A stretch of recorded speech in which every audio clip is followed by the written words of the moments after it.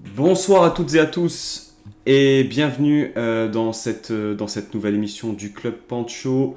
Le Club Pancho est de retour après une trêve internationale qui nous a fait vibrer. Bien entendu, on a pris notre pied devant l'équipe de France de football. Euh, Avec nous ce soir, un habitué, hein, j'ai envie de dire, qui enchaîne les titularisations, tout comme Melvin Barr sur son flanc gauche, c'est Alric. Comment ça va, Alric? Ça va, écoute, ça va très bien, salut à tous. Je suis très content d'être de nouveau ici pour parler de l'OGC Nice et pour débriefer cette belle victoire contre les Ténors. Et il y a aussi quelqu'un qui fait sa toute première au sein du club Pancho, une véritable référence dans la twittosphère OGC Nice, animateur du podcast Avanti Nissa, j'ai nommé Sky, bien entendu. Comment ça va, Sky? Salut tout le monde, bah ça va, merci pour l'invitation et bah, très très heureux pour ma première, très bien entouré en tout cas. Et puis pour représenter le FC Nantes, les Canaries, Manu est là. Salut Manu.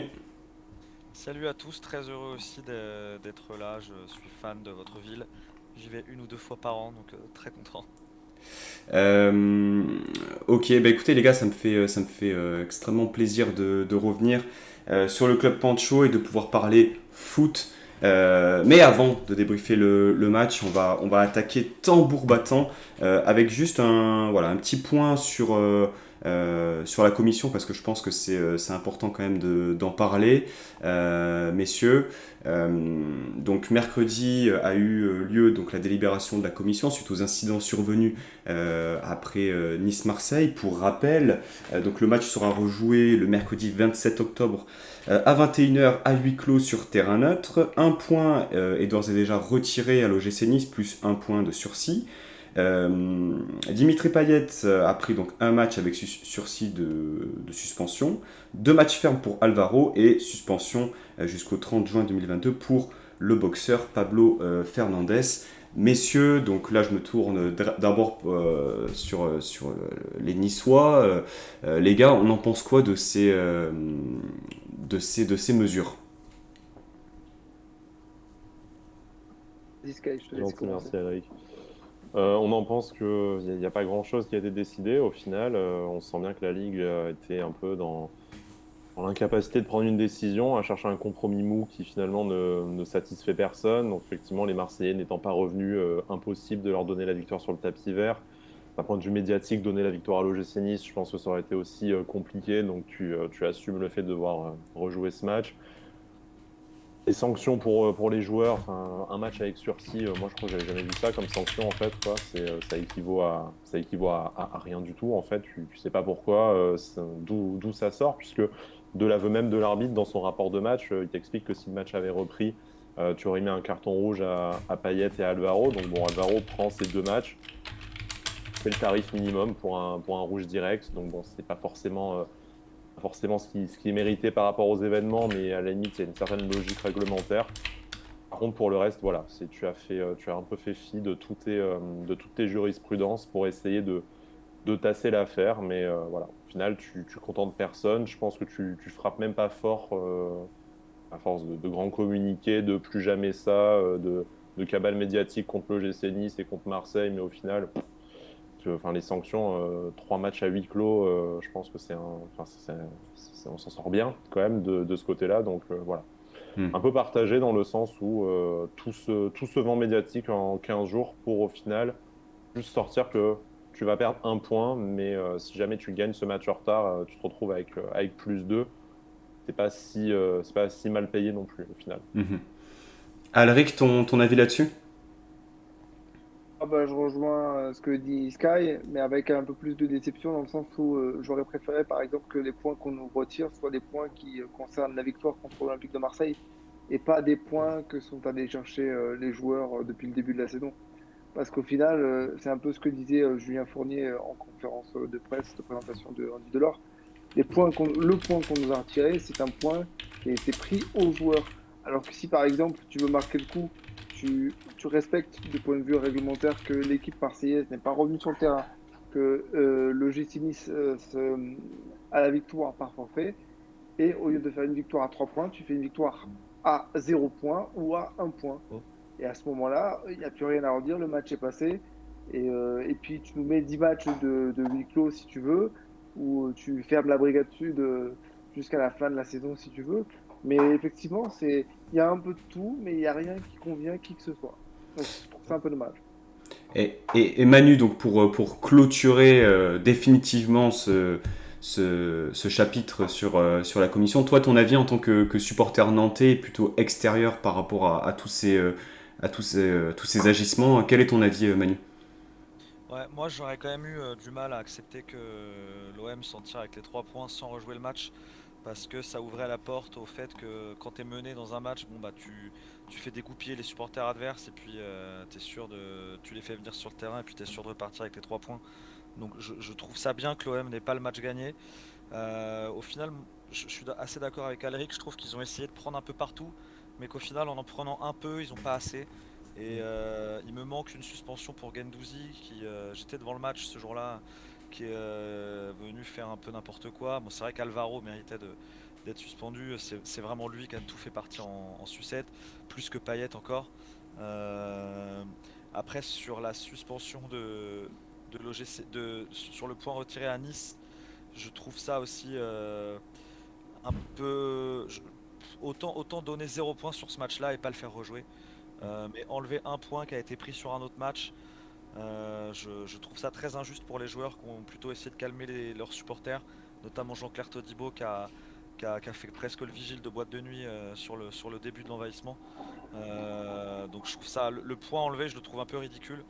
Euh, il aurait peut-être fallu donner 0 point sur ce match-là et s'éviter un drame, enfin une effervescence médiatique quand il va être rejoué dans 2 semaines, qui va servir personne. Donc j'aurais plutôt fait ça, mais effectivement très d'accord avec Alric sur le fait qu'ils aient voulu prendre un petit peu partout de ce qui existait dans les sanctions, et au final ça correspond pas à grand-chose. Ok, Ce que je trouve dommage, si tu me permets pour conclure, ce que je bien trouve sûr. dommage, c'est qu'il n'y a pas eu de distinction entre le sportif et l'extra-sportif. Tiens, sportivement, l'OGC Nice, la victoire, ils peuvent l'avoir parce que le match est allé à son terme. Extra-sportivement, si tu veux marquer le coup, c'est ce que je disais et c'est ce que Manu a souligné aussi, tu mets 0 point, on rouge pas le match et on passe à autre chose. Parce qu'effectivement, qui nous dit que par exemple le 27 octobre, sur un terrain neutre, il va pas se passer un truc où les joueurs vont se battre entre eux, où il y aura tellement de tension que Mm. dès qu'Alvaro aura le ballon, il y en a un qui va décrocher un tacle à la gorge. Enfin, tu vois ce que je veux dire?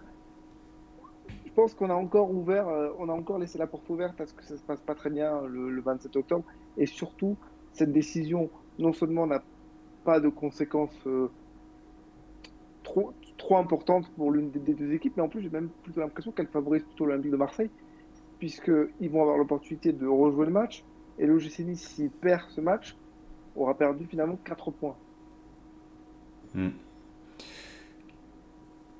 Pour conclure, juste moi sur des mesurettes, hein, parce qu'on n'est pas sur des mesures, hein, on est plutôt sur des mesurettes, j'ai l'impression. On oublie quand même quelque chose d'essentiel. Alors peut-être que ça n'a pas fuité dans les médias, mais la performance de l'arbitre, Ah oui, qui est censé faire régner le cadre dans la rencontre, et il a failli. Lorsqu'il va voir les deux coachs pour leur demander de se calmer, c'était ahurissant de se dire que justement l'essentiel n'était pas là. Laisse-les justement gueuler un bon coup, laisse-les s'exprimer, mais gère ton match comme tu dois le gérer. Enfin bon, passons, on va passer directement au match qui nous intéresse. Le match qui a eu lieu donc dimanche à 17h du côté de la Beaujoire. Le match s'étant soldé par une victoire de l'OGC Nice 2-0. Nice qui enchaîne sans encaisser de but. Mais on a quand même vu un Nice en difficulté, surtout en première mi-temps. J'irais même jusqu'à l'heure de jeu. Hold-up ou victoire chirurgicale. Alors, étant donné que c'est du copyright pour l'intitulé de ce sous-thème, Aléric, je te laisse l'occasion de répondre à cette question. moi j'aurais plutôt tendance à dire victoire chirurgicale, dans le sens où On s'est quand même créé la plus grosse occasion du match. La première plus grosse occasion du match, c'est du côté d'Issois qu'elle arrive, avec cette tête de Lemina sur la barre. Après, le FC Nantes a manqué de réussite, a manqué de justesse devant le but. C'est là qu'on voit qu'il leur manque un numéro 9. Manu pourra nous en parler plus en détail. Mais voilà, ouais, moi je pense que du fait que nos deux attaquants ont marqué, du fait qu'Andy Delors a délivré sa première passe décisive, que notre attaquant finalement en vedette ait eu quelque chose à faire dans ce match, moi je parle plutôt d'une victoire chirurgicale 2-0, c'est propre, c'est net, et puis on repart avec les 3 points. Sky, ton avis sur ce match? Je pense qu'on a eu on a quand même eu chaud en première période. C'est vrai qu'il y a il y a cette tête de Lemina sur la barre, mais bon, qui est vite répondue aussi par une occasion similaire du côté du FC Nantes. On a étonnamment souffert dans l'impact physique et dans les duels et dans la possession même du ballon sur cette première période. À voir après si c'est l'absence de Christophe Galtier sur le banc qui a joué, puisqu'on a vu qu'au retour des vestiaires, ça allait quand même beaucoup mieux. Je pense que ça va servir de leçon. C'est probablement la pire période de la saison pour l'instant. Mais d'avoir montré cette capacité déjà de résilience pendant la première période et puis cette capacité de réaction en deuxième période, ça montre aussi quand même que le groupe a progressé par rapport aux saisons précédentes. Parce que ce scénario-là de match sous le mandat Patrick Vieira, on l'a vu des dizaines de fois, je pense, où dès le premier quart d'heure, on savait qu'en fait, on était là, mais qu'on était seulement physiquement là et qu'on ne reviendrait jamais dans la partie. Voilà. Donc, pour moi, c'est aussi positif de dire il faut travailler sur ces temps faibles, savoir réagir après. Je pense que face à une équipe qui a un vrai numéro 9 et une meilleure équipe que le FC Nantes, ça pardonnera pas forcément. On n'a pas intérêt à faire la même face à Monaco, par exemple, même s'ils connaissent un début de saison compliqué. Mais ça fait partie de l'apprentissage et ça fait partie des signaux positifs aussi pour la suite de la saison de dire que ce genre de match, au final, au final, tu le gagnes. Manu, toi, tu te positionnes comment à la suite de ce match? Est-ce que tu es Ah, plutôt rassuré malgré la défaite? Parce que finalement, il y a eu. Nantes a été quand même séduisant, entreprenant, mais ça a manqué de réalisme. ouais.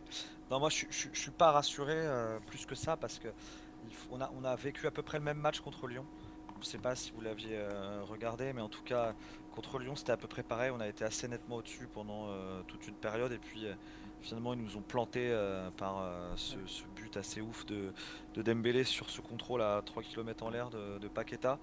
Et et là contre Nice, on est quand même au niveau des occasions manquées, on est quand même allé un cran au-dessus parce que on a 5 occasions franches de but, 9 situations, 19 frappes. Là, on va quand même très loin dans le manque de réalisme. Alors, il y a une barre transversale, un sauvetage sur la ligne, il y a un Benitez qui a sorti quelques parades. Il y a des. Voilà, enfin, moi, je serais plus sur le hold-up parce que avant le contre, donc, oui, sur le premier but, Nice est encore un peu en difficulté, mais je suis pas rassuré parce que c'est un scénario de match qu'on a l'habitude de voir. Mais j'ai pas été non plus surpris plus que ça par la qualité de l'équipe parce que c'est plus du tout le même FC Nantes que vous avez pu connaître avant. Jusqu'à l'arrivée de Comboiré l'année dernière où on était 19e et quasiment condamné. Comboiré a vraiment mis un état d'esprit assez dingue dans cette équipe. Moi, j'ai vu quasiment tous les matchs de Nice depuis le début de la saison et je pense que effectivement, il y a une entame de match qui est un peu. Peut-être que Nice nous a pris de haut en se disant voilà, c'était le barragiste l'année dernière. Ils n'ont pas marqué contre Lyon, ils n'ont pas marqué contre Rennes. Mais effectivement, en termes de pressing et d'intensité, on a été très très bon.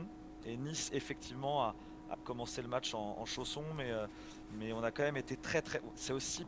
Je suis le premier à taper sur le FC Nantes, encore plus version Kita, mais là il faut quand même reconnaître que le pressing opéré par Comboiré, la mise en place a vraiment énormément gêné cette équipe de Nice, et normalement, et notamment Boukari et Simon sur les côtés. Boudaoui a été en dessous de tout face à Simon. Danny Luch aussi pas terrible. Et sur l'autre côté, à gauche, à Nice, au milieu, c'est pareil, c'était Stengs qui a été un peu dépassé aussi par les montées de Boukari. Donc je pense que Nantes n'a pas à rougir et a mis en difficulté Nice avant que Nice soit mauvais. Et ensuite, nous, plusieurs années que, enfin depuis le tragique départ d'Emiliano Sala, on l'a jamais remplacé et on le voit dans des matchs comme ça. Est-ce que justement, enfin, il y a Obi-Wan qui nous dit sur le chat de Twitch, je nous ai trouvé très lent en première mi-temps. Est-ce que c'est de l'ordre physique? Est-ce qu'on n'a pas mis l'intensité nécessaire lors de la première heure de jeu en ne répondant pas à ce pressing haut de Nantes, en n'étant pas excessivement entreprenant? Ah, j'étais à la Beaujoire pour le show et effectivement il y avait voire deux classes d'écart en termes d'intensité et d'envie et d'engagement. Sur, moi j'avais l'impression de revoir les entames de match du FC Nantes sous Sergio Conceição. Sauf que sous Sergio Conceição, quand il y avait un centre nantais, il y avait 4, 5, 6 joueurs pour le reprendre, là il y en avait deux. Mais ouais, Nice a été vraiment timoré. Et bizarrement, j'ai pas retrouvé la furia niçoise que j'avais vue face à Bordeaux, face à l'OM. J'ai pas reconnu la même équipe sur les 70 premières minutes. Ouais. Sky, tu fronces un peu les sourcils. Est-ce que est-ce que c'est toi de l'ordre physique ou plutôt mental? Est-ce qu'on a pris de haut un peu Nantes? 32 euros, ça m'étonnerait connaissant Christophe Galtier. Après, est-ce que inconsciemment on s'est dit on a le temps, ils vont pas nous rentrer dedans dès la première demi-heure, c'est possible. Je pense surtout on a quand même pris l'eau sur les côtés, comme dit Manu. Et ça s'explique très simplement, c'est qu'en fait sur les côtés, tu avais soit des non-spécialistes du poste, soit des joueurs qui découvraient un peu cette équipe, ce niveau. Je veux dire, voilà, as quand même un côté droit avec Danny Luke latéral et Dieu sait que j'apprécie ce joueur, mais que poste de latéral droit, c'est quand même un peu aux antipodes de ses qualités naturelles. Tu lui mets, voilà, tu lui mets devant un coup Stengs, un coup Boudaoui voilà, Stengs découvre, c'était sa première titularisation, c'est un jeune joueur, il découvre la Ligue 1. Boudaoui, même s'il a été excellent à ce poste dans les dernières semaines, c'est quand même pas non plus sa principale qualité. Donc, et tu as un gros client comme Simons devant. Donc, moi, ça m'étonne pas trop en fait quand tu additionnes des joueurs comme ça qui ne sont pas forcément des références à leur poste que ça explose rapidement. Voilà, et à gauche, au final, quand un Melvin Barr a un peu pris l'ascendant sur son vis-à-vis, sur Boukari, du coup, il me semble, comme le dit Manu, et que on a eu Gouiri qui est aussi venu prendre le couloir. Bah, bizarrement, c'était déjà beaucoup plus sécurisé. Et même en fin de match, quand tu as Camara qui a des défauts et est gaucher, mais prend aussi ce couloir droit, ben, tu sécurises déjà un peu plus. Donc peut-être qu'aussi les joueurs nantais avaient produit beaucoup d'efforts sur la première heure de jeu et ont eu du mal à répéter les efforts dans la dernière demi-heure, que ces 2 buts en 5 minutes leur ont mis un coup sur la tête. Mais moi, je pense déjà voilà, qu'avec la composition de départ, tu t'es mis dans une difficulté. Donc difficulté que le FC Nantes a su très bien exploiter. Effectivement, faut pas non plus se cacher derrière nos propres carences. Je pense que Nantes a fait un bon match et est malheureux du résultat.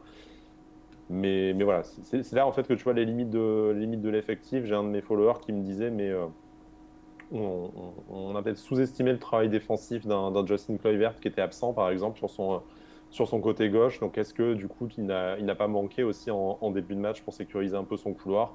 Et je pense qu'à droite, voilà, entre Lotomba et Danny Luke, j'ai peut-être une préférence footballistique pour un des deux, mais s'il faut opposer un latéral droit à un spécialiste du poste comme Simons, je pense que Lotomba avait naturellement peut-être un peu plus les qualités pour freiner ses montées. Mhm. Alex nous Après, dit. Oui. si tu me permets, c'est là qu'on s'aperçoit que du côté OGC Nice, il y a un problème de garantie à droite, quoi, parce que Lotomba déjà suspendu et Attal déjà blessé, qui était dans le groupe, mais qui n'a pas joué. Du coup, on va se retrouver plusieurs fois dans cette situation si les choses ne sont pas réglées chez Attal, par exemple. Parce qu'un joueur Après, c'est le suspendu, problème. ça Tu arrive. peux pas prendre quatre latéraux dans l'hypothèse que les étoiles s'alignent comme ça. Même si en fait, cette situation est déjà arrivée l'an dernier avec Danny Luc qui a joué plusieurs matchs à droite. Je suis d'accord. Mais du moment que tu décides de garder un Youssef Attal dans ton effectif, tu dois en Oui, fait, complètement. Mais voilà. tu Mais pars tu avec un dois joueur en juste moins. espérer que ça s'aligne pas la blessure et la suspension au même moment. C'est bête, c'est qu'à quelques jours d'entraînement près, en fait, tu avais Youssef Attal et on n'avait pas cette discussion-là. Mais Mais oui, Ouais. je suis d'accord avec toi que On manque de le garantie poste sur de le côté. latéral droit, c'est peut-être le seul poste sur lequel on a un petit doute niveau effectif doublé. Je suis d'accord. Alex nous dit l'absence de Galtier sur le banc change beaucoup de choses aussi. C'est vrai que, bon, on en a parlé juste avant l'émission, mais moi en tout cas j'ai été surpris de le voir absent. Au début, moi je pensais que C'est par c'était. rapport à Lille l'année dernière. Ouais, voilà, donc il Par rapport à avait. Lille l'année dernière. Donc c'est parce qu'il avait pris un jaune donc, contre Marseille qui l'a suspendu sur ce match-là. Qui a fait tomber un sursis qu'il avait eu avec Lille, effectivement. Ok, ok, ok. Ouais. Après, il était interdit de vestiaire aussi ou pas? Non, normalement, il a Je fait sa pense pas. causerie à la Non. mi-temps. Enfin, Ok. c'est ce que les médias ont déclaré. Après, bon, on sait que maintenant, avec la configuration moderne des stades, au final, il s'est assis derrière le banc nantais, donc il a pu passer ses consignes. Et les portables et les talkie-walkie aussi. Donc, bon, effectivement, c'est un discours rapporté. Ses adjoints crient un peu moins fort, encore que Fred Joria, on sait qu'il a quand même une certaine capacité à crier. Mais oui, oui, je pense que malgré Mais tout, là, vu du pour stade, recadrer ses équipes, il a manqué. c'était Oleksiak qui coachait, hein, Mhm, plus effectivement. que Djoria. Ouais, qui a aussi un timbre de voix pas trop mal hein, par rapport à Oui, son. Joria faisait le relais, c'est ça. Donc du coup, par rapport à ce match-là, moi j'ai envie de mettre en avant et vous poser la question par rapport à cette série, j'ai envie de dire de réussite. Clean sheet, un nouveau clean sheet, un cinquième si on englobe le match de Marseille, même s'il ne compte pas, une nouvelle victoire. On arrive à faire le dos rond pendant tout un match et arriver à être chirurgical euh, sur la fin de match. Est-ce que vous avez identifié des éléments qui, justement, hormis bien sûr les blessures, hein, parce que là c'est un facteur, une variable qu'on ne peut pas forcément maîtriser, des éléments qui peuvent justement poser problème à l'avenir sur d'autres matchs? Parce qu'il est possible que ce genre de match-là, contre une équipe un poil plus forte, avec un vrai numéro 9 par exemple, on les perde. Les suspensions. On prend trop de cartons. Si on parle du carton jaune de Limina, enfin, à mon sens, Oui, mais il compte. il est inexistant. Il est inexistant. Mais Je après, suis d'accord avec toi. je sais pas si ça a été filmé, mais il a vraiment pété les plombs, hein, et je pense que c'est surtout ça que l'arbitre sanctionne. Il y a deux Niçois et un Nantais qui ont dû le retenir parce que j'ai cru qu'il allait taper l'arbitre. Donc, On l'a je vu, pense hein, que, ça a été filmé par les caméras de je Canal, pense que c'est effectivement, sa surtout là réaction. qu'il prend le jaune, hein. Hmm. Il a vraiment pété un câble. Après, on sait qu'on a cette profondeur Il y a de... Dante qui prend un carton juste derrière en Là, plus. sur la même bousculade, ouais. Ouais. On sait qu'on a cette profondeur de banc qui nous permet de nous dire, bah, si tu perds Lemina, effectivement, on va pas dire que que ça ne coûte rien à l'équipe après le match qu'il a pu faire face à Nantes, mais tu vas sortir Kefren Turam du banc, tu vas peut-être remettre Boudaoui à un poste qui lui sied mieux dans l'axe si jamais tu as nouveau Kluivert, Stengs qui sont disponibles. Et puis maintenant, cette association à 3, Guéry, Dolberg, Delors, qu'on a entrevu en fin de match. Donc tu as les possibilités malgré tout de faire, voilà, de faire avec certaines suspensions. Je pense qu'à part au poste de latéral droit qu'on citait avec Alric, on est à peu près sécure partout. Mais je suis assez d'accord avec ce qui se dit sur le chat, c'est qu'au final, voilà, en défense centrale, si jamais tu en as un des deux qui se pète ou qui est suspendu, ben, tu es vite exposé à remettre Danny Luke, en qui j'ai vraiment confiance. Mais il faudrait pas à ce moment-là, enfin, tu vois, que ça veuille dire que tu dois encore déshabiller le poste de latéral droit un peu plus. En fait, tu manques de garantie, enfin, tu manques de certitude, même si tu as les joueurs qui sont talentueux et qui ont déjà montré sur des bouts de match qu'ils pouvaient faire le taf. Mais face à une équipe avec un vrai numéro 9, tu sens encore quand même que cette charnière, même si elle est composée de deux joueurs qu'on adore, elle est quand même grandement dépendante des performances à la fois des latéraux pour ne pas être trop exposés et aussi à la fois du milieu de terrain parce qu'on a vu que dès que Lemina est un peu sorti de son match, ça devenait beaucoup plus compliqué de contenir notamment physiquement les assauts nantais. Heureusement, tu avais un peu Rosario qui arrivait à faire le taf. Et voilà. Enfin, j'ai l'impression que depuis le début de la saison, les performances de l'Olsztynis dépendent vraiment de la capacité de ces quatre, de ce carré solide, comme on Hmm. disait de l'OM de Deschamps à l'époque, Todibo, Dante, Rosario, Lemina, à vraiment contenir l'adversaire. Et dès qu'il y en a un qui prend l'eau parce que manque de joueurs sur le côté ou parce que carton jaune, difficulté en vis-à-vis, et ben, tu sens vraiment que l'équipe est très exposée. Après ça, je pense que c'est aussi la volonté qu'a Galtier de jouer avec beaucoup de joueurs offensifs. Tu as quand même quatre joueurs offensifs devant. Donc même en faisant des efforts défensifs au maximum, tu es forcément un peu plus exposé. Tu exposes ton bloc dès que ça insiste un peu en face. Azuka justement qui rejoint un peu ton avis Sky et qui dit qu'il a trouvé Rosario un peu en dessous avec Boudaoui dans ce match et c'est vrai que c'est peut-être justement la source des périodes où on a peut-être un peu souffert dans ce match-là. Alric, est-ce que tu avais justement un avis là-dessus par rapport à ça? Est-ce qu'il y a d'autres facteurs qui peuvent justement contrer cette réussite et cette période, je vais pas dire insolente, parce que on- Un peu Colomboigny, quand même. ouais, c'est insolent. Franchement, sur certaines actions contre Nantes, le poteau de Colomboigny, l'occasion de Simon avant la mi-temps, on était béni des dieux, quoi. Mm.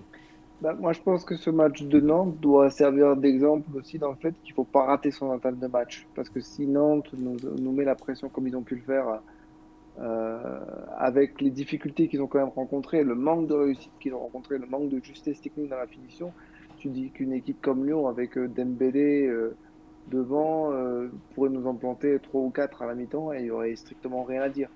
Donc je pense que là, l'OGC Nice doit prendre ce match comme une référence en disant, OK, si on rate notre entame de match, ça peut donner ça. Et contre une équipe un peu mieux armée, ça passera pas. Je pense que Mhm. là, Galtier a dû pousser une bonne gueulante parce qu'il n'a pas reconnu son équipe. On n'a pas reconnu notre équipe qui nous avait habitués à de meilleures entames. On se souvient contre Lille, on marque 2 buts en 5 minutes. Contre Bordeaux, on se crée des occasions dès la deuxième minute. Et là, il nous a fallu 75 minutes pour marquer un but. C'est oui, je pense que ce match doit servir de référence pour ça, corriger l'entame de match. Mhm. C'est vrai que l'entame du match a été déterminant. Manu, toi, vu que tu as été au stade, donc tu as déjà un peu teasé juste avant, mais euh, sur quel point tu penses que Nice peut potentiellement se faire avoir sur les prochains matchs de la saison?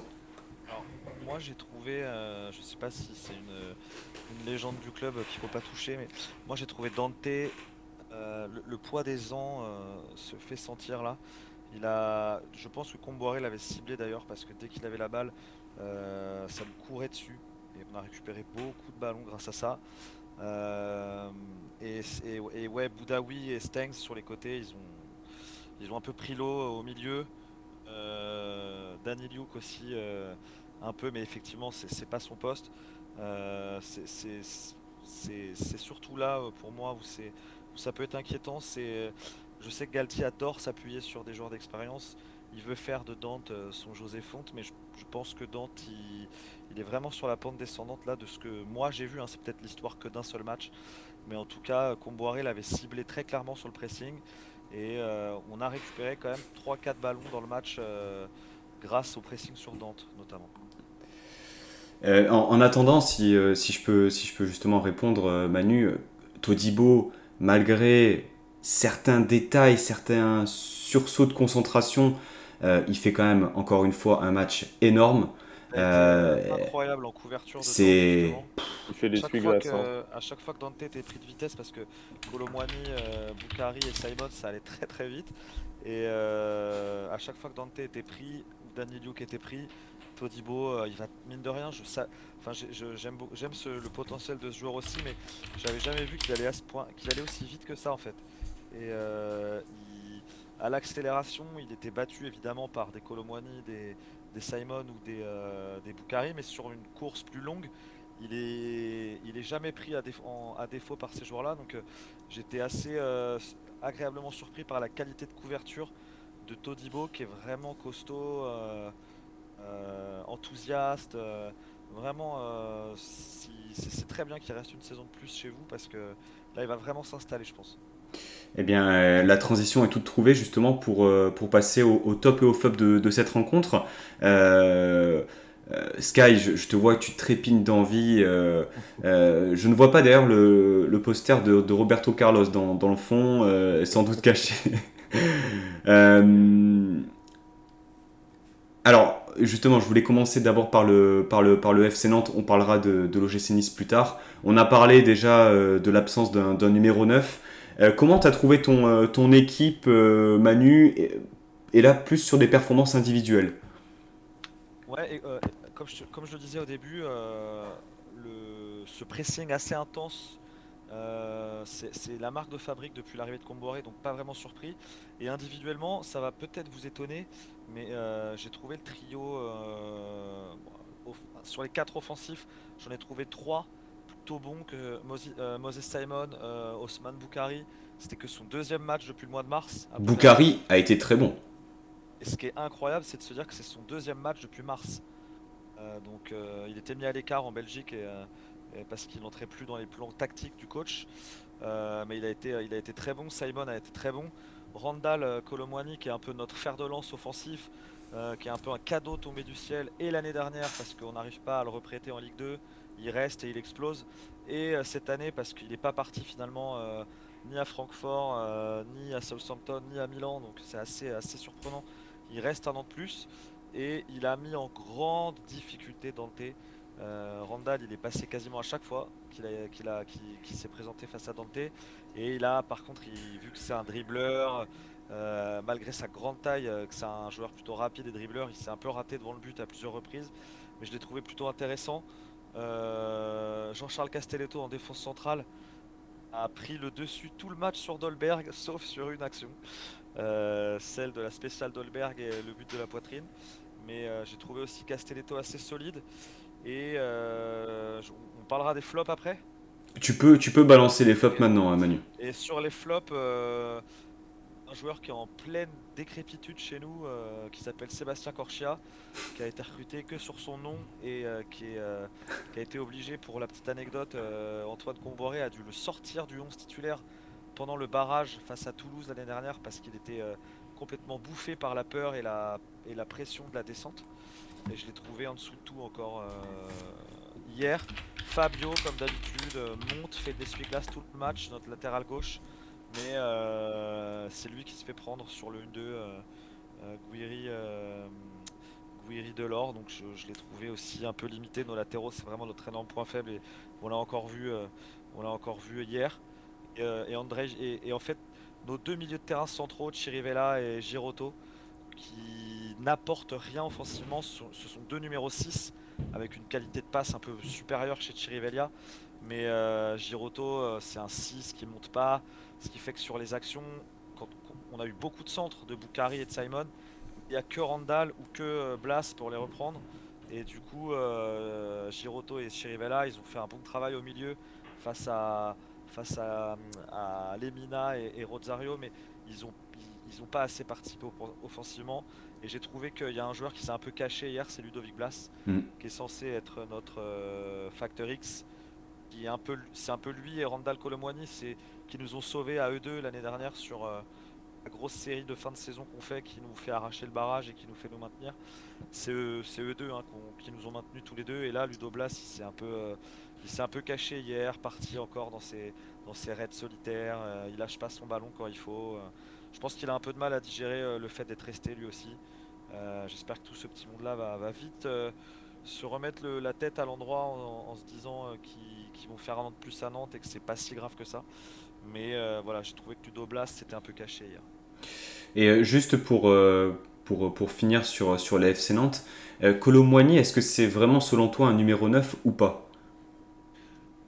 Ouais, si, c'est un numéro 9 moderne, faut qu'il arrive à épurer son jeu. La finition a été un problème l'année dernière.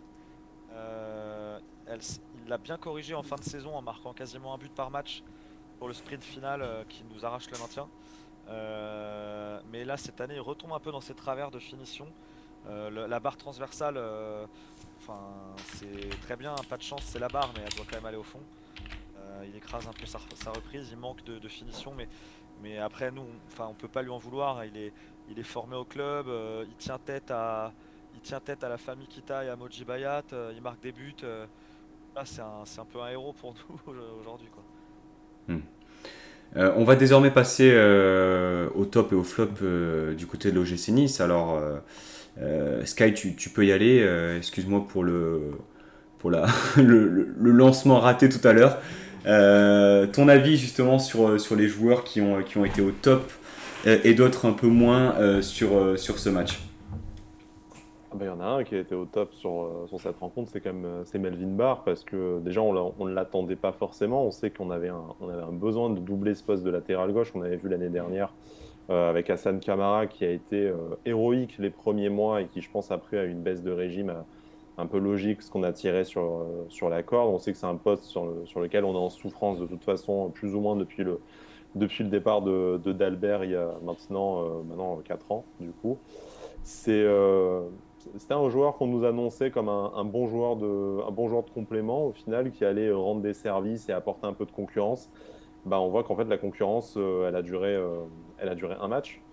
Enfin, je pense que pour tout le monde, on sait que là, c'est Melvin Barr le titulaire. Donc, bon, heureusement, la concurrence va faire aussi son effet. Peut-être que Hassan K reprendra sa place au fur et à mesure des suspensions ou des méformes. Mais voilà, là, ça a été une révélation très rapidement, en tout cas. Et il a tout de suite apporté un peu de stabilité à ce couloir gauche où on en avait besoin. Et d'autant plus dans un match où à droite, c'était vraiment très compliqué. Donc on a quand même majoritairement joué de ce côté. Et bah, ça nous a souri jusqu'à sa magnifique passe décisive pour le but de Dolberg, effectivement. Justement, tu parlais de d'Albert avant l'émission, je me questionnais sur le dernier latéral gauche qu'on a eu à l'OGC Nice. Alors, j'ai pensé à Cédric Varro, je me suis dit non, on a eu quand même bien mieux après. Mais d'Albert, moi je trouve Barre bien plus complet que ne l'a été d'Albert, parce que d'Albert il était quand même hyper tourné vers l'offensif, alors que Barre, c'est solide, c'est épuré, il n'y a pas de gris-gris, c'est propre en fait. Bon, on va quand même pas s'enflammer non plus s'il nous fait une saison à la d'Albert c'était la saison de la troisième place du coup avec son pendant Ricardo à droite, on signe tout de suite. Après on sait que c'est un jeune joueur, voilà. Gare à l'enflammade, là pour l'instant il apporte ce qu'il faut à ce poste-là. Je pense qu'il va y avoir une saine émulation aussi avec Hassan Kamara, mais c'est vrai qu'il est peut-être plus équilibré, notamment sur le côté défensif où il avait certes, c'était Boukari qui était en face de lui, qui lui a peut-être posé quelques problèmes par moment, mais il a quand même su le museler, ou en tout cas, il n'a jamais été non plus, même s'il a perdu des duels, il n'a jamais été totalement à la ramasse ou pris dans son dos. Donc, voilà, pour moi, c'est un match assez complet sur le plan défensif comme offensif pour Melvin Barr. Alric, est-ce qu'il y a d'autres joueurs que tu aimerais mettre en avant, négativement ou positivement sur ce match? Positivement, Walter Benitez quand même, parce qu'il en sort quelques-unes. Après, négativement, ouais, Danny Luke, Steins et Boudaoui, c'est peut-être les trois qui ont été les moins bons. Danny Luke, on peut le dire vite en disant que c'était pas son poste, mais qu'il a quand même su calmer le jeu en seconde mi-temps, où il a un peu joué de son physique pour calmer Moses Simon. Ça a été bien Mais mieux en après deuxième Boudaoui, mi-temps quand même pour Danny Luc, hein. ouais, bien sûr, bien sûr. Après Boudaoui, je pense qu'il n'a pas été bon parce qu'il savait qu'il devait apporter de l'aide à Danny Luke qui était en difficulté, ce qui fait que lui a dû beaucoup défendre. Bon, il a été dépassé par Moses Simon et il a pris un carton stupide d'ailleurs en ce sens. Donc je pense que lui a pas été bon offensivement parce qu'il a dû donner beaucoup plus de sa personne pour défendre. Et peut-être que c'est pas son point le plus fort. Et après Stangs, oui, probablement le moins bon sur le terrain parce que bah, il sort de blessure, parce qu'il découvre, parce que c'est sa première titularisation et parce que peut-être à gauche, il a peut-être pas les mêmes repères que s'il jouait à droite. J'aurais été curieux de le voir à droite en pied inversé comme il a l'habitude de jouer, de voir Boudaoui à gauche. On sait que Boudaoui peut jouer partout au milieu de terrain. Voilà. Après, je ne fais pas de soucis, un peu comme on me disait dans une autre émission, Stangs, ça me fait penser un peu à Claude Maurice. Ça pue le football, ça a de grosses capacités, il faut juste un temps d'adaptation. Je ne fais pas de soucis pour lui, hein, surtout qu'il est entouré de quelques Néerlandais qui vont pouvoir l'aider. Ils ont déjà un peu plus de bouteilles. Et Christophe Galtier et Dante sont des personnalités, même Delors, sont des personnalités qui ont de l'expérience et qui vont pouvoir lui expliquer c'est quoi la Ligue 1 et comment on s'adapte. Moi, il y a un joueur qui m'a impressionné à Nice sans pour autant parler de technique et tout. C'est Pablo Rosario, qui j'ai l'impression que ça fait 10 ans qu'il est arrivé chez vous. Mm. Il parle aux jeunes, il replace tout le monde. Il vient calmer sur les bousculades. Il vient parler à l'arbitre quand il faut. C'est un capitaine en puissance, ce mec-là, je pense. J'étais assez impressionné par l'aura qu'il dégage auprès de ses partenaires alors qu'il est là depuis 2 mois, quoi. Tu sens en fait qu'il On a était lancé un fan capitaine dans club, hein. dans son ancien club. Tu vois, je pense que c'est malgré la barrière de la langue et le fait que tu changes de club, quand tu as cette posture depuis plusieurs mois ou plusieurs années auprès de tes coéquipiers, je pense que enfin, tu la gardes malgré tout. Tu es toujours dans l'échange et dans la conciliation comme il devait être déjà avec le brassard au PSV. Mais par contre, là où je te rejoins, c'est qu'en plus de ça, voilà, de son comportement avec ses coéquipiers, en fait, tu as l'impression qu'au milieu de terrain, mais on n'a jamais parlé de temps d'adaptation, hein. Et pourtant, tu associes deux joueurs qui n'étaient déjà pas au club précédemment, Lemina et Rosario, et en plus deux joueurs qui n'ont jamais joué ensemble. Mais en fait, tu as l'impression tout de suite, ça s'est fait. C'est, tu vois, un peu miracle spontané. Les deux se sont entendus et complétés à merveille. Et ça fonctionne. Et quand un est un peu plus en dedans, comme Lemina, qui est peut-être un peu sorti de son match aussi avec son histoire de carton, tout ça, ben, à Rosario, qui est peut-être pas un joueur non plus sexy, ni que tu vois trop. On parlait sur le chat de joueurs de l'ombre, mais en fait, c'est ça, hein. Tu te rends compte qu'il fait pas, il surjoue jamais, il fait les interventions qu'il faut et il sort avec une copie tout à fait propre. Ça sera peut-être jamais un crack absolu, mais en tout cas, je pense que c'est le mec qui ne te décevra jamais. On Et c'est parle. là que tu vois la patte, c'est là que tu vois la patte Galtier qui rentre en jeu parce que Galtier a quand même insisté pendant tout le mercato pour avoir des joueurs d'expérience. Et il voulait pas de jeunes Mm. joueurs, il voulait pas de fort potentiel, il savait pas ce que c'était le fort potentiel. Et c'est là que tu vois que des joueurs qui ont de la bouteille, des joueurs qui en ont vu passer, eh bien, ils n'ont pas besoin de trop de temps d'adaptation. Souviens-toi, Sky et même Pancho, peut-être tu penses pareil, mais dès le premier match, on a tous créé le fan club de Rosario. On s'est dit, OK, c'était celui qui nous manquait au milieu de terrain Ouais, pour ouais. apporter C'est ça. du physique, pour apporter de l'intensité. Et dès qu'il est rentré sur le terrain, on a eu l'impression que le mec était directement adapté. Alors, c'est l'avantage d'avoir des joueurs d'expérience. Je suis sûr que tu mets deux jeunes très forts, hein, mais qui ont aucune expérience, tu les mets au milieu de terrain, et ben, la complémentarité, elle prendra moins bien, voire elle prendra pas. Donc c'est là aussi la patte Galtier sur cette saison, avoir su prendre les bons profils avec des capacités ouais, physiques, mentales intéressantes, mais surtout du vécu. Et c'est ce qu'avait dit Julien Fournier quand Rosario est arrivé. C'est on a débauché un capitaine. Oui, parce que demain, Dante est pas sur la pelouse, je suis prêt à parier que c'est Rosario qui prendra le brassard. Ouais, plutôt que de refiler le brassard à Morgan Schneiderlin ou à je ne sais pas qui sera Ou arrivé depuis changer de 3 matchs. capitaine, voilà, ou changer de capitaine tous les 3 matchs. C'est ça. C'est comme l'année dernière. Alex nous dit sur le chat, j'ai peur que si un des deux soit suspendu, ça risque d'être très différent. Alors justement, c'est une petite transition pour bon, annoncer une info. Alors c'est pour l'instant pas officiel, mais c'est en très bonne voie. Kefrem Turan donc, devrait prolonger. Moi personnellement, la rotation au milieu de terrain entre Boudaoui qui peut jouer au milieu de terrain, Alexis Claude Maurice qui va revenir de blessure, Thuram, il y a de quoi faire. En tout cas, il y a plus de profondeur au milieu de terrain qu'en défense centrale, ce que tu disais tout à l'heure, Sky. J'aimerais revenir avec vous sur comment dire, l'effectif de fin de match et surtout sur l'animation offensive avec Dolberg, Delors devant et Gouiri qui prenait un peu le poste de Stangs au début de la rencontre. On en a beaucoup parlé. Galtier a dit que Gouiri était plutôt un numéro 9. Mais en même temps, sur les 15 minutes où ils ont joué ensemble, on se dit, mais ce serait. Enfin, je sais pas comment vous l'avez ressenti, ce serait quand même dommage de ne pas les aligner ensemble. Peut-être Je suis pas que sûr. l'influence de Bah, Delors vas-y, Alric, du coup. a- peut-être que l'influence de Delors a créé quelque chose dans les têtes nantaises, peut-être aussi que les Nantais commençaient à souffrir un peu physiquement. Et là, tu as un attaquant de la qualité de Delors qui n'a pas besoin de 50 occasions qui rentre. Peut-être que ça va créer quelque chose. Et après, on sait que Guiri aime toucher le ballon, il aime se déporter un peu sur le côté gauche. Donc effectivement, il a tenté ça a bien marché parce qu'en plus, sur le deuxième but niçois, c'est Dolberg qui récupère le ballon, qui transmet à Guiri, qui fait un relais avec Delors. Donc là, tu as tes trois stars qui touchent le ballon.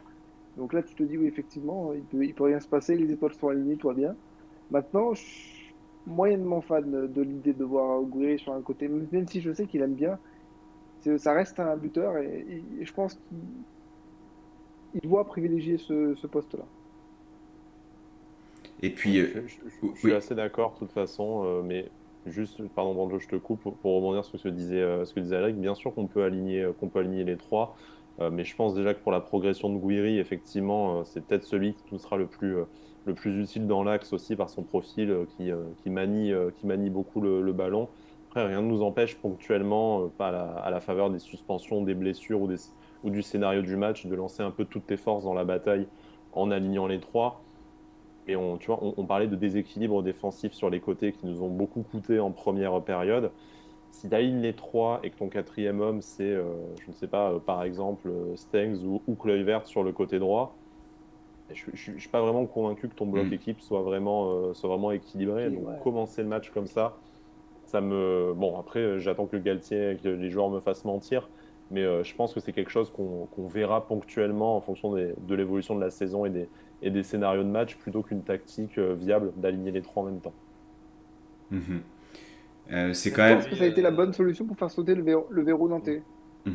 Gouiri, c'est quand même la très grande Excusez-moi. classe parce que chaque contrôle de balle, chaque prise de balle, c'était vraiment au-dessus de tout ce qui se faisait sur le terrain. Et c'est vrai que j'étais étonné d'entendre Galtier dire que c'était pas un avant-centre début de saison. Et peut-être que c'était juste pour mettre la pression sur Julien Fournier pour prendre un dernier joueur. Mais en tout cas, Gouiri, c'est vraiment la très grande classe. Je ne sais pas comment il pourrait, malgré le projet Ineos et l'argent, etc., je ne sais pas comment il pourrait rester à Nice s'il fait toute la saison sur cette fréquence-là, parce que c'est vraiment la grande classe. À mon avis, on va le voir en bleu avant la fin de saison, je pense. Oula, moi je demande à voir que Deschamps appelle un joueur de l'OGC Nice, hein. Mais bon, écoute, Non, C'est vrai. tout peut arriver. Mais Après, c'est quand même, là-dessus, je parierai pas mon livret, hein. c'est quand même Il y a au-dessus, quoi. Anthony Martial. Il y a Anthony Martial avant Amine Gouiri quand même. Bon, il a marqué au dernier match, on peut rien dire, j'imagine. Mais, bon. Il respire le foot, ce mec. Oui, c'est vrai, Skito. C'est vrai que Gouiri, balle au pied, c'est quand même beau. Et ce que tu disais en début de saison, Alric, je me rappelle très bien. Tu disais qu'il avait pris en masse, et c'est ce qui se disait un peu sur Twitter en début de saison. Il devient injouable. Après, Hein, ouais. Physiquement, quand il a le ballon, il se passe plus rien en fait. C'est très difficile de lui prendre le ballon, à moins de se mettre à deux dessus, quoi. Mhm. Mais le 1-2 avec Delors hier, il contrôle dans la surface, plat du pied, tu sais que ça va faire but, quoi. C'est ça qui est. C'est là que tu vois la classe, mais surtout les prises de balles qu'il a, c'est quand même des choses assez rares. Et puis la connexion au bout de quelques minutes de jeu, Dolberg, Gouiri, Delors, c'était le rêve. Hein. D'ailleurs, sur cette action, Lafont, pas ouf hein, sur le but de Gouiri. Hein. Il met du temps à se coucher. Hein. Lafont, pas ouf tout court, hein. Ah, Lafont, Lafont, le problème qu'il a, c'est qu'il. Bon, son père va encore me dire que je parle mal de lui, mais le problème qu'il a, c'est qu'il a été titulaire en Ligue 1 à 16 ans. En fait, il n'a pas progressé depuis. C'est ça, hein. Et il a. C'est un joueur qui. Alors, j'en parlais tout à l'heure, et c'est un peu le marronnier à Nantes sur ce début de saison, mais c'est un joueur qui est déçu de ne pas avoir eu d'offre et qui est très peu décisif, hein. En fait, avec Lafont, ce qui est compliqué, c'est qu'il fait une boulette et il fait trois parades extraordinaires. Donc c'est très dur de dire si c'est un bon gardien ou pas, mais quand tu as une boulette par match, ça commence à faire lourd, je trouve. Alors là, on n'est pas sur de la boulette, hein, évidemment, mais effectivement, il est très peu décisif sur tout un match ou sur plusieurs matchs d'affilée. Et c'est pas aujourd'hui, les recruteurs de Ligue 1 enfin les recruteurs en Europe d'ailleurs ne se bousculent pas pour Alban Lafont. Et malgré le fait qu'il est titulaire en Ligue 1 à 16 ans, c'est parce qu'il n'a pas, pas progressé en fait depuis qu'il a 16 ans. Il se couche lentement sur les ballons aériens, il est pas sûr. Donc, ouais, c'est assez récurrent ce genre d'action qu'il a fait sur le deuxième but. Et c'est le capitaine. C'est le capitaine et je trouve pas que ce soit un mec très charismatique en plus personnellement. On a Chirivella au milieu. Ah, il est jeune mais il Il est faut pas pas un peu oublier qu'il jeune a pour être commencé à capitaine 16 ans d'ailleurs. et donc que ça fait 5-6 ans qu'il est au plus haut niveau quand même. Parce qu'après ces 2-3 saisons de Ligue 1 à Toulouse, il part à la Fiorentina où il joue titulaire toute l'année. Il a un problème extra-sportif, je crois, de vidéo qui sort, qui a choqué un peu l'opinion là-bas. Du coup, il rentre en France à Nantes où il est titulaire là depuis. Il entame sa troisième saison titulaire. Il a été prêté 2 ans et Nantes a levé l'option sur lui l'été dernier, pensant qu'ils allaient le revendre cet été, mais il n'y a eu aucune offre. Donc il est tombé un peu de haut sur le fait qu'il ait aucune offre cet été et il a beaucoup de mal à se remettre de ça au même titre que Ludovic Blas qui pensait crouler sous les offres et qu'on n'a pas eu non plus. Mhm. Messieurs, est-ce qu'il y avait d'autres choses que vous souhaitiez rajouter sur les performances individuelles avant que l'on passe au quiz? Non. Moi, je voudrais juste Ah oui, Alaric. rajouter quelque chose par rapport à ce que tu disais, Pancho, sur la connexion Dolberg-Guiri. Je sais pas si je l'ai dit dans une autre émission, je sais pas si je l'ai encore dit ici. Mais c'est l'interview d'après-match de Andy Delors qui dit que lorsque j'ai commencé à m'entraîner avec les gars, j'avais l'impression de déjà les connaître. On parle le même football, on est déjà connectés et c'est un plaisir de jouer avec eux. Et moi, ce que je retiens sur sur le deuxième but, c'est qu'il a la volonté de faire la passe. C'est pas une passe par défaut, c'est une passe pour le jeu. C'est pas qu'il contrôle le ballon, qu'il se dit allez, c'est moi qui marque. Non, non, c'est une passe pour le jeu. Et ça se voit dans l'interview d'après-match où il dit mais j'aime donner des ballons, j'aime marquer des buts. Et vu qu'on est complémentaires, parce qu'on a des profils différents, c'est ce que disait Aline Gouiri aussi, il ne peut pas se passer grand-chose. Si on est tous connectés, ça va être grandiose.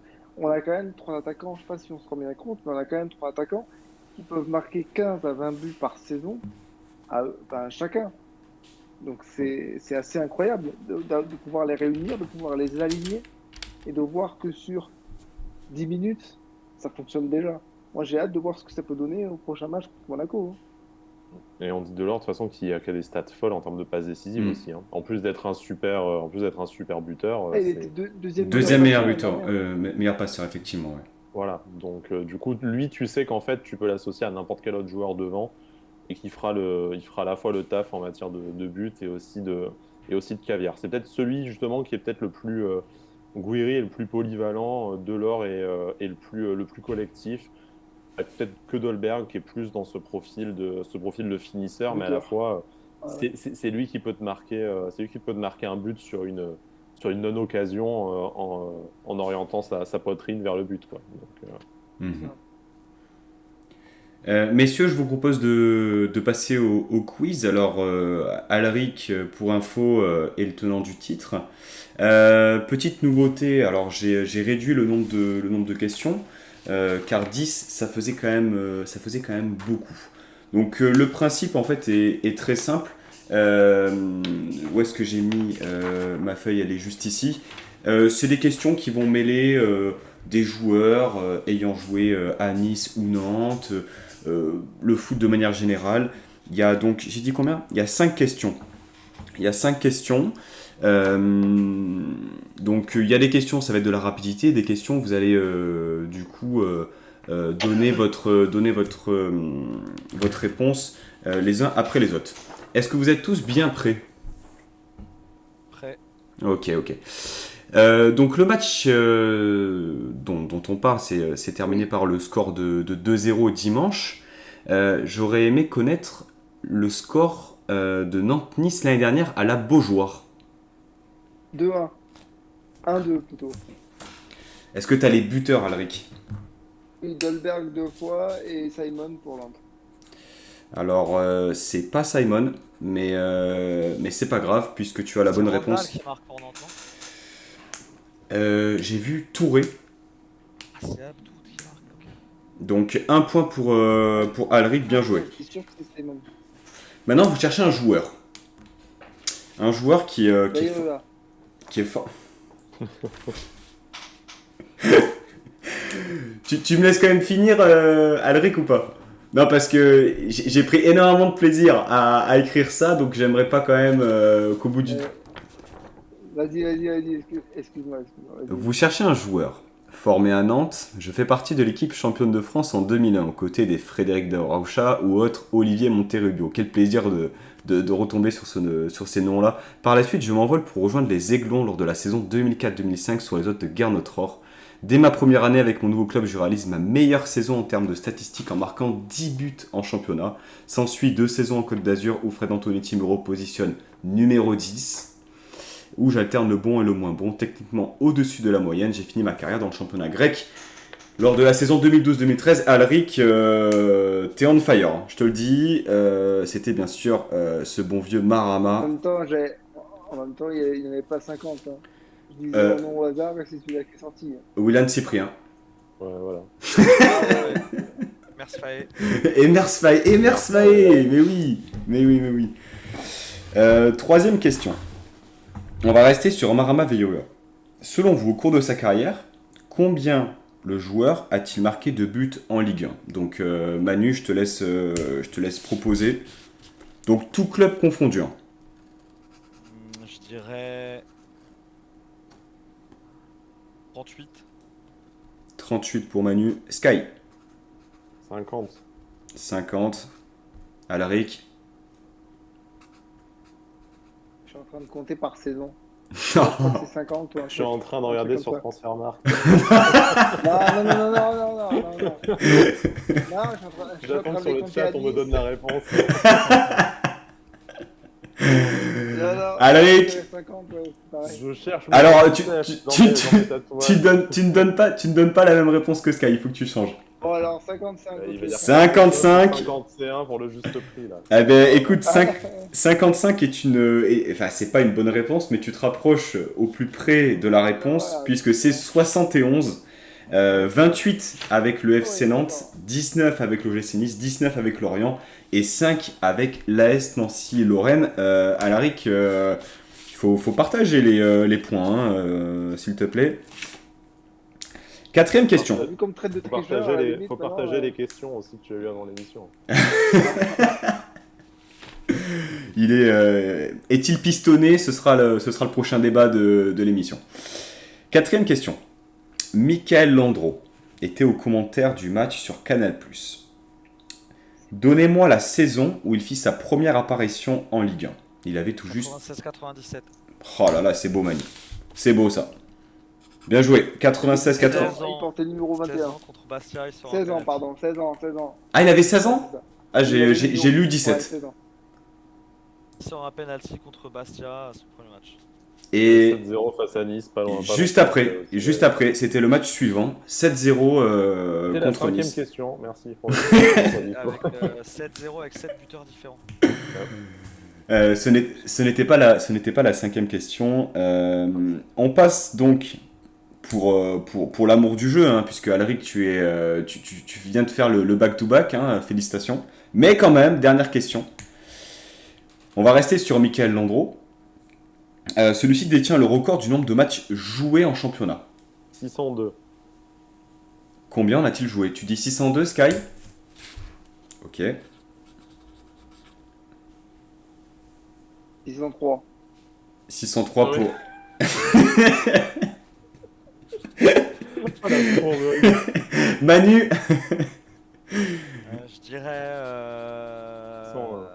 601 en plus, je crois que c'est ça. Je suis pas sûr. Alors attendez, on a 601, 602 et 603, c'est ça? Ah là là, c'est encore Alric qui se rapproche le plus puisque c'était 618. Oh là là là là là là. Incroyable. 665, 642. Non, vous y étiez presque. Joël Batz bat le record. Non, il a battu le record de Jean-Luc Ettori. Si je ne dis pas de bêtises. Ben Alric, écoute, bravo. Au top, t'as bien révisé. Honnêtement, et ça c'est le beau jeu en tout cas. C'est courbe, mais ça passe. C'est fourbe, mais ça passe. Voilà, exactement. On va passer à la dernière. on va passer à la dernière rubrique donc, de l'émission. Donc là, c'est plus une rubrique prono. On va se pencher sur les prochains matchs donc, de l'OGC Nice et du FC Nantes. On va assister à 2 derbys. Je ne sais pas si vous avez vu d'ailleurs le programme de Ligue 1 ce week-end, mais en tout cas, 3 ou 4 derbies, je crois. ça va envoyer. Hein. Donc, on va commencer par Angers-Nantes, si vous le voulez bien. Angers qui réalise un très bon début de saison. Nantes qui a besoin de points, je pense, et continue aussi dans la dynamique de ce match contre Nice, malgré la défaite. Manu, ton avis sur ce match? On va enfin jouer un deuxième adversaire à notre portée dans cette saison, puisqu'on a quand même commencé à Monaco, on a joué à Rennes, on a joué Lyon, on a joué Nice déjà sur les 5 premières journées. Le seul adversaire de notre championnat du maintien qu'on a joué, c'est Metz, et on l'a battu assez facilement. Donc même si Angers a très bien commencé la saison, je les mets plutôt quand même dans notre championnat. Plutôt ventre mou. Je pense que Nantes peut prétendre au ventre mou cette année malgré sa saison dernière. Et je pense qu'on peut aller chercher le match nul à Angers, un partout. Tu dis un partout, eh bien écoute, je pense que ça va se finir sur ce score-là. Sky, Angers-Nantes, 2-0 pour Angers. 2-0. 2-1 parce qu'il faut bien finir par marquer un but du côté nantais quand même, ça serait bien et dans le jeu ça le justifie. D'ailleurs, j'ai pas vu la stat, mais ça fait plus de 250 minutes que Nantes n'a pas marqué un but. Le dernier but, c'était. euh, Metz, je pense. ça commence à faire en tout cas. En tout cas, pour l'instant, Manu et Sky voit un but du FC Nantes et ça, c'est beau. Alric sur Angers-Nantes. Moi, je pense que Angers va vouloir se rattraper un peu de son match plus ou moins raté contre Brest ce week-end, qui a été une histoire de penalty. Du coup, je vois une victoire de Brest, ouais, 2-1. Ah, De Angers, je veux dire 2-1. non. Ok. Eh bien, moi, je partirais sur un partout au stade Raymond Kopa en espérant qu'il n'y ait pas de débordement naturellement comme il y avait eu, il me semble, il y a peut-être 2 ans.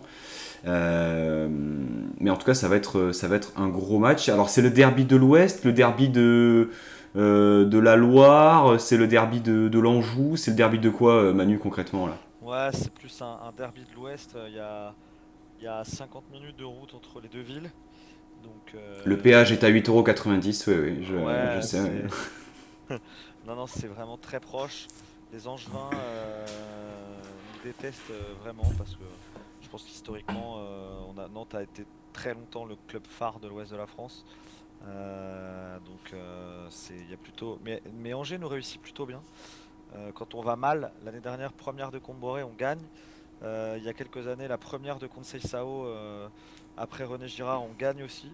Donc ça nous réussit plutôt bien. Donc à voir si on peut reproduire ce match de la saison dernière. On les avait battus contre toute attente. On passe au match de l'OGC Nice. Alors là aussi, un derby, hein, encore plus proche.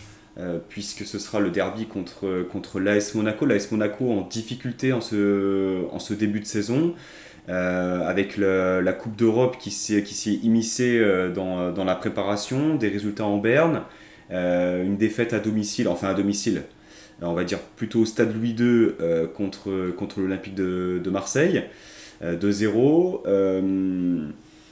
Ton avis, Sky, sur ce match-là, quel score tu vois?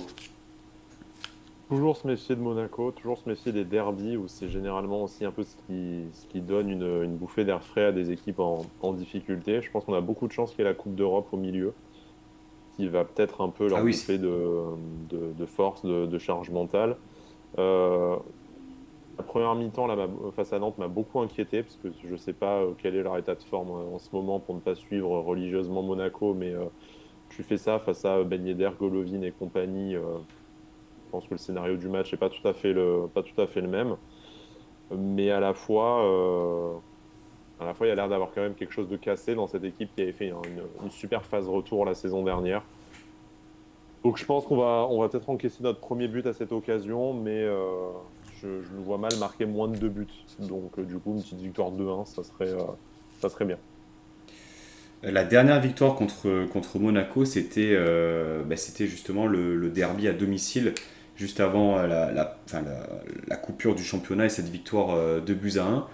L'année dernière, on les avait joués 3 fois, 2 fois en championnat et 1 fois en Coupe de France pour 3 défaites. Donc je pense qu'on a aussi une revanche à prendre par rapport à ça.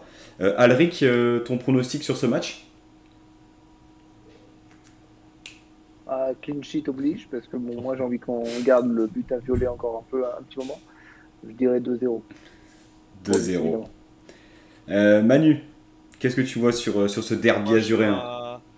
je vois pas Nice refaire la même entame que face à Nantes. Je pense que Galtier va leur mettre une petite soufflante là-dessus. Et donc, je vois la furia niçoise dont je parlais tout à l'heure avec le doute monégasque. Je pense que ça peut faire très très mal. Et je vois 3-1 pour Nice. 3-1 pour Nice. Ok, ok. Eh bien, moi je partirais sur un 3-0. Voilà. Euh, Tout de ambitieux, suite en tout cas. ambitieux, mais en tout cas, je pense que j'avais effectivement oublié qu'ils allaient jouer l'Europa League. Ils sont pas dans une bonne période, alors ça peut être à double tranchant. Ils peuvent se relancer aussi en Europa et faire une belle rencontre. Parce qu'ils ont un petit match quand même. Alors, C'est... j'avoue. Ils jouent contre le Sturm Graz. Ok, ok, ok, à tes souhaits. Donc, du coup, non, mais ça peut être. Il s'évite le déplacement déjà, quel que soit l'adversaire. Je pense que c'est en semaine, t'éviter un Tout à aller-retour fait. le jeudi pour jouer le dimanche. Rien que ça, Ouais, c'est un un point club positif. autrichien, ils peuvent se refaire le moral, mais bon, je pense qu'ils peuvent vite replonger quand même. En tout cas, je pense que c'est la période pour les prendre. Il y a aussi l'ego, hein. Perdre 3 matchs contre eux l'année dernière, c'est pas rien. Et on a besoin de gagner ce match contre Monaco, qui s'est amusé un peu à nous charrier. Je ne sais pas si vous avez vu sur les réseaux sociaux à l'approche du match contre Marseille. Bon, ça fait partie du jeu, hein. Mais Oui, oui, mais on a vu et les tweets sont prêts pour dimanche après la victoire. Pas de problème. non, parce que Rivo. Ça leur a fait des pieds de perdre contre Marseille, ça leur a fait des pieds. Non, mais Voilà, le retour de Karma. parce que Rivo ou pas, si tu ressors avec 2 défaites en l'espace d'une semaine contre tes rivaux principaux ou pas, ça fait quand même une mauvaise impression. D'autant plus que lorsqu'il s'agit de mettre un tweet en disant que le Louis II va s'enflammer, oui, effectivement, il s'est enflammé. Alors, il n'est pas forcément aux couleurs annoncées, mais il s'est enflammé, effectivement. Et après, bon, c'est peut-être un peu rigolo déjà de parler de classement après 5 journées, hein, mais mine de rien, si tu mets déjà 8, enfin tu bats Monaco, tu mets 8 points d'avance à un concurrent annoncé à la course à l'Europe, c'est 8 points que tu n'auras pas à reprendre, quoi. C'est 8 points qui peuvent t'aider à traverser un mois de janvier difficile avec la CAN, par exemple, ou un petit passage à vide. Donc, que ce soit eux ou bon, Lyon semble avoir un peu mieux lancé sa saison, mais on va les jouer très très rapidement après. Là, tu peux aussi, d'ici la fin octobre, vu que tu vas rejouer Marseille, si tu enchaînes les résultats sans t'assurer une qualification européenne, parce que le championnat est encore long, tu peux déjà prendre des matchs à 6 points et mettre un gros gros coup sur la tête de tous ces clubs sur qui que tu vas affronter peut-être jusqu'au mois de mai pour une place européenne. Tu peux ajouter Rennes qu'on jouera aussi plus tard et qui a une difficulté. Donc prenons ce genre de points rapidement, prenons-les face aux concurrents directs, c'est encore mieux. Et à la fin, voilà. C'est 6 contrats à la fin quand on fera nos calculs d'apothicaire pour savoir quelle Coupe d'Europe on jouera. Quoi qu'il en soit, les principaux Ce qu'il faut, concurrents. c'est qu'il ne manque pas un point. Ouais. Non, je disais, il ne faut pas qu'il nous manque un point à la fin de la saison, quoi. C'est tout. Ce serait horrible, effectivement. Mais après, on l'a vu aussi l'année dernière, hein, Lyon n'avait pas de Coupe d'Europe, devait faire justement une saison, une grosse saison par rapport à ses concurrents. Bon, ils ont fait une première partie de saison extrêmement positive. On est dans cette situation-là où on ne joue pas en milieu de semaine, où normalement physiquement on peut prendre le dessus sur ces équipes comme Rennes, comme Marseille, comme Monaco justement, comme le PSG, non peut-être pas le PSG, mais, euh, mais ça peut justement se jouer là-dessus.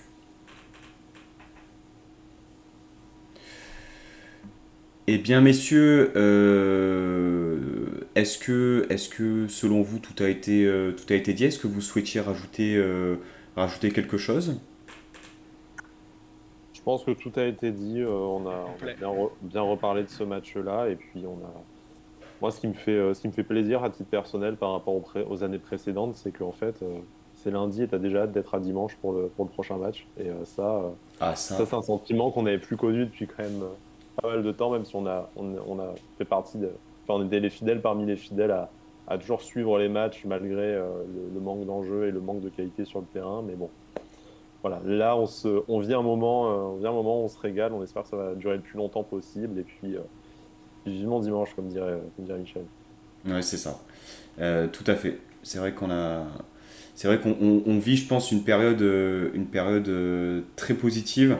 On va en profiter. Et je pense qu'avec ce qu'on a vécu, bon, par rapport au FC Nantes, on n'est pas dans la même situation, je l'entends bien, mais les yeux ont saigné plus d'une fois au cours des 3 dernières années devant notre écran et ça fait plaisir de prendre un peu de bonheur, voilà, comme ça en intraveineuse chaque week-end. Ouais, il suffit de se souvenir juste de la saison dernière. Et il suffit pas de remonter très loin, hein, la saison dernière. Chaque match était une purge, chaque débrief était une corvée. Moi, je me souviens que c'était vraiment une corvée. Et donc, ça fait du bien de pouvoir changer un petit peu de discours cette année. En espérant que le débrief de la semaine prochaine, de lundi soir prochain à la suite de Nice-Monaco soit tout autant positif. Messieurs, merci d'avoir participé à cette émission. Merci à toi Alric, et merci à toi Sky, et merci à toi Manu surtout pour Merci pour l'invite. le timing. Parce que je t'ai contacté C'est grave. hier soir, donc ça s'est fait très rapidement, donc merci pour ta réactivité. Merci au chat, donc j'ai essayé le plus possible de mettre en avant certains commentaires. Ça n'a pas été évident, vous avez été très nombreux ce soir, donc merci à vous.